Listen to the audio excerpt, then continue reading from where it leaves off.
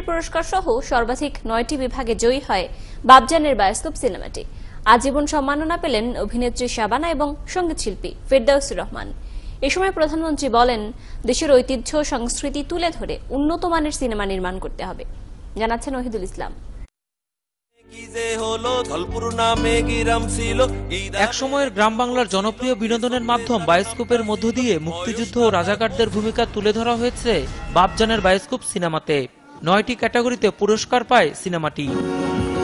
প্রয়াত কথাসাহিত্যিক হুমায়ুন আহমেদের গল্প অবলম্বনে মুক্তিযুদ্ধ ভিত্তিক আরেক চলচ্চিত্র অনিল বাগচির একদিন শ্রেষ্ঠ চলচ্চিত্র ও শ্রেষ্ঠ সংলাপ রচয়িতা সহ 6টি ক্যাটাগরিতে পুরস্কার পায়। যৌথভাবে শ্রেষ্ঠ অভিনেতার পুরস্কার পান দুজন। আরো ভালোবাসবো তোমায় সিনেমার জন্য সাকিব খান ও 0 ডিগ্রি সিনেমার জন্য মাহফুজ আহমেদ। একই সিনেমায় সেরা অভিনেত্রীর পুরস্কার পেলেন জয়া আহসান। এদিকে 299টি চলচ্চিত্রে অভিনয় করা শাবানা ও সঙ্গীতশিল্পী ফেরদৌসী রহমান যৌথভাবে পেয়েছেন আজীবন সম্মাননার পুরস্কার। পুরস্কার পাওয়া শিল্পীরা বলেন, এই সম্মাননা তাদের আগামীতে আরো ভালো কাজ করার অনুপ্রেরণা যোগাবে। রাষ্ট্রের কাছ থেকে এই মর্যাদা পাওয়া, প্রধানমন্ত্রীর কাছ থেকে পুরস্কারটা নেওয়া, এটা আসলে বলে বোঝাতে পারবো না আমি। আমাকে প্রযোজক, পরিচালক, শিল্পী সবাই একসাথে, আজকে সবারই আনন্দের দিন। এই অ্যাওয়ার্ড আসলে আমাদের সকলের অ্যাওয়ার্ড, এই ছবির পুরো টিমের অ্যাওয়ার্ড।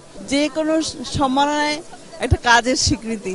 স্বাভাবিক, আমি আনন্দিত, আমি অভিভূত। তৃতীয়বার পাই অথবা 30 বার পাই, যতবারই পাই এটা হাতে নেবার একটা আনন্দ এবং অনুভূতি প্রতিবারই নতুনের মতো। পরে প্রধানমন্ত্রী বলেন, দেশের চলচ্চিত্রকে আন্তর্জাতিক মানে পৌঁছতে হবে।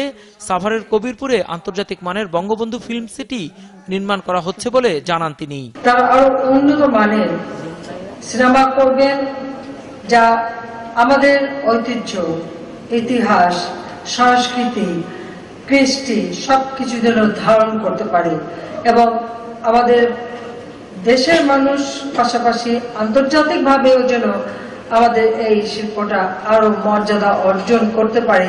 এরপরই পূর্ণিমা ও চঞ্চল চৌধুরীর উপস্থাপনায় পরিবেশিত হয় সাংস্কৃতিক অনুষ্ঠান। ওহিদুল ইসলাম, 71, ঢাকা।